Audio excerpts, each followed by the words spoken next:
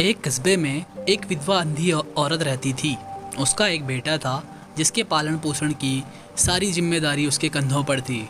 वह अपने बेटे को पढ़ा लिखा कर एक बहुत बड़ा आदमी बनाना चाहती थी, इसलिए उसने उसका दाखिला कस्बे के सबसे अच्छे स्कूल में किया।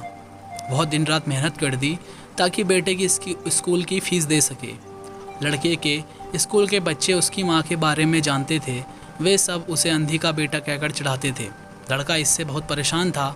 उसे अपनी माँ पर शर्म आने लगी थी।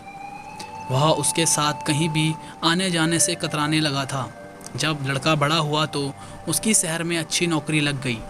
उसने अपनी माँ से वादा किया कि शहर में मकान लेकर वह उसे लेने आएगा, लेकिन वह शहर गया तो फिर लौटकर वापस नहीं आया। उसकी अंधी माँ उसका इंतज़ार करती रह गई। कई महीने बीत गए, लड़की की कोई खबर नहीं आई। लड़की की कोई खबर नहीं आई तो अंधी एक दिन उससे रहा नहीं गया और वह अपने बेटे से मिलने शहर पहुंच गई। पूछते पूछते वह बेटे के ऑफिस में पहुंची। वहां सिक्योरिटी गार्ड ने उसे रोक लिया। अंधी औरत ने गार्ड को अपने बेटे का नाम बताया और बोली कि उससे जाकर कह दो कि गांव से कोई मिलने आया है। गार्ड ने जाकर उसके बेटे को बताया।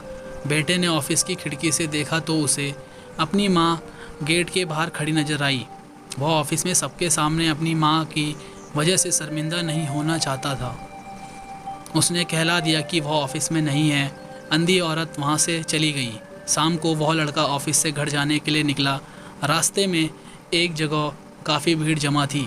वह अपनी गाड़ी रोककर भीड़ के पास पहुँचा तो बीच सड़क में अपनी माँ को मारा पाया। उसके हाथ में एक चिट्ठी थी जिसमें लिखा था, बेटा बड़े दिन हो गए थे, तेरी कोई खबर नहीं मिली। चिंता हो रही थी इसलिए तुझसे मिलने चली आई। तू तो अब बड़ा आदमी बन गया है। तुझसे मिलना अब शायद मुझ गरीब की किस्मत में नहीं, लेकिन मैं बहुत खुश हूँ तेरे लिए। तूने अपना ही नहीं मेरा सपना भी पूरा किया। मजाल है कि तेरी तरक्की नहीं देख सकती। काश बचपन में तेरी आंखों में सरियाना घुसा होता और मुझे अपनी आंखें दान ना देनी पड़ती, तो तेरी तरक्की अपनी आंखों से देखकर सुकून से मरती। तेरी अंधी माँ ये पढ़कर लड़का फूट फूट कर रोने लगा। जिस अंधी माँ पर उसे शर्म आती थी, उसने उसके लिए कितना बड़ा बलिदान दिया था। वह आत्मग्लानि से भर उठा और ज़िंदगी भर खुद को माफ़ नहीं कर पाया। दोस्तों, माता पिता और बच्चों के लिए अपना सर्वस्व न्यौछावर कर देते हैं। उनका हमेशा हमें सम्मान करना चाहिए।